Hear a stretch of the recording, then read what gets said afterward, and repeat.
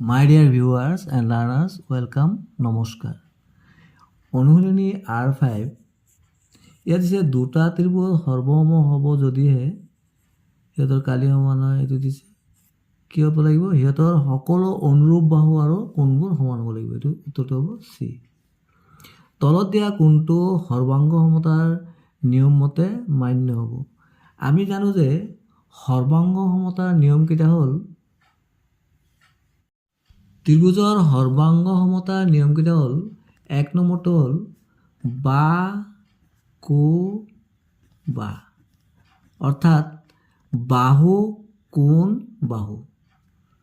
এটা ত্ৰিভুজৰ দুটা বাহুৰ মধ্যবৰ্তী কোণ আন এটা ত্ৰিভুজৰ দুটা বাহুৰ মধ্যবৰ্তী কোণ সমান হ'লে এই ত্ৰিভুজটা সৰ্বাংগ হয়। বাকু বাহুটোক আমি এইদৰে লিখোঁ এছ এ এছ, ছাইড এংগেল ছাইড। আৰু দুই নম্বৰটো হ'ল কো বা কো। ইয়াৰ মিনিংটো হ'ল এংগেল ছাইড এংগেল, এ এছ এ। তাৰমানে দুটা ত্ৰিভুজ সৰ্বাংগ যদি হ'ব যদি এটা ত্ৰিভুজত দুই কোণ আৰু সিহঁতৰ অন্তৰ্গত বাহুটো আন এটা ত্ৰিভুজত দুই কোণ আৰু অন্তৰ্গত বাহুটো সমান হয়, মানে কোণ বাহু কোণ। আৰু তিনি নম্বৰটো হ'ল এছ এছ এছ, অৰ্থাৎ বা বা বা বাহু বাহু বাহু। তাৰমানে এটা ত্ৰিভুজৰ তিনিটা বাহু আন এটা ত্ৰিভুজৰ তিনিটা বাহু সমান হ'লে ত্ৰিভুজ দুটা সৰ্বাংগ হ'ব।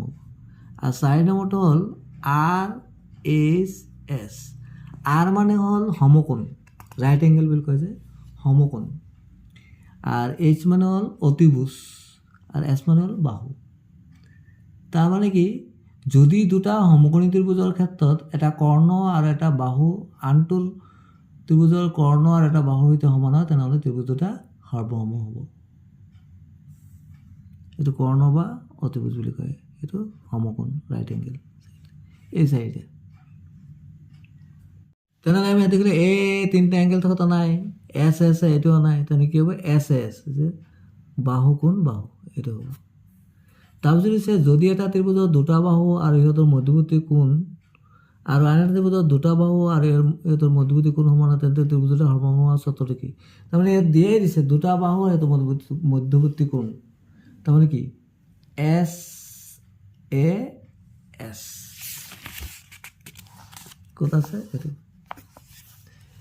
তাৰপিছতো চাৰি নম্বৰটো দুটা ত্ৰিকোণ আৰু সিহঁতৰ মধ্যবৰ্তী বাহু সমান হ'লে কোণ দুটাৰ সমান্তৰাল চৰ্ত হ'ব। দুটা কোণ আৰু সিহঁতৰ মধ্যবৰ্তী বাহু, তাৰমানে এ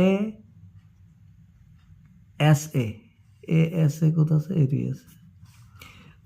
দুটা সমকোণী ত্ৰিভুজ আৰ এছ এছ চৰ্তৰ দ্বাৰা সৰ্বাংগ হ'লে সিহঁতৰ সমান জোখৰ কি হ'ব লাগিব, অতিভুজ আৰু এটা কোণীয় নহয়, দুটা কোণীয় নহয়, অতিভুজ আৰু এডাল অনুৰূপ বাহু থাকিব লাগিব। এ এছ সৰ্বাংগতাই চৰ্তই কি বুজায়, তাৰমানে কোণ দুটা বাহু, এটা দুটা কোণ আৰু এটা বাহু, যিটো কোণ দুটাৰ মধ্যবৰ্তী নহয়। তো যদি এ কোণ সমান ডি, বি কোণ সমান ই, এ বি বাহু সমান ডি, তেনে ত্ৰিভুজ এ বি চি আৰু ত্ৰিভুজ ডি ই এফ সৰ্বাংগ হ'বলৈ চৰ্তটো কি হ'ব? কি দিছে ইয়াত দুটা কোণ আৰু এটা বাহু, তাৰমানে কি ত্ৰিভুজ এ বি চি আৰু P Q R, A B P Q সমান পি কিউ, বি চি গ'লো কিউ আৰ, এ চি গ'লো পি আৰ, ত্ৰিভুজ দুটা সৰ্বাংগতা চলা চৰ্তটো কি? ইয়াত কি দিছে, বাহু দুটা বাহু, এই বাহু কেইটা দিছে তিনিটা, এটা ত্ৰিভুজৰ তিনিটা বাহু আনটা ত্ৰিভুজৰ তিনিটা, মানে এছ এছ এছ। এই চিহ্নটোৰে কি বুজায়, সৰ্বাংগ সমতা বুজায়। সৰ্বাংগ সম ত্ৰিভুজবোৰ থাকিব, কি থাকে, সমান অনুৰূপ বাহু থাকিব, সমান অনুৰূপ কোণ থাকিব, একাকৃতি থাকিব, তাৰমানে সকলোবোৰ থাকিব। থ্যাংকস ফৰ ৱাচিং, stay connected, thank you so much।